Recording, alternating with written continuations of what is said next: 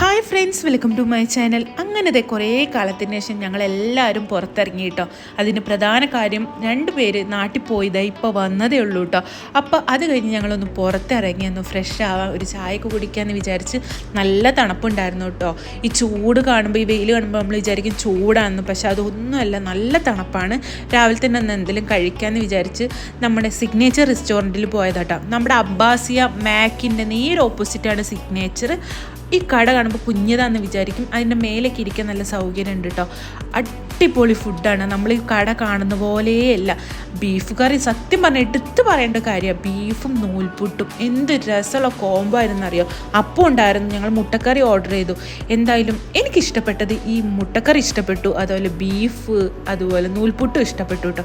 അവിടുത്തെ ചായ എടുത്ത് പറയേണ്ടതാണ്. അബ്ബാസിലുള്ള ആരെങ്കിലും ഉണ്ടെങ്കിൽ ഒന്ന് പോയി ട്രൈ ചെയ്ത് നോക്കൂ കേട്ടോ. എന്തായാലും സാധനം അടിപൊളിയാണ്. അപ്പം എൻ്റെ വീഡിയോ ആദ്യമായിട്ട് കാണാൻ സബ്സ്ക്രൈബ്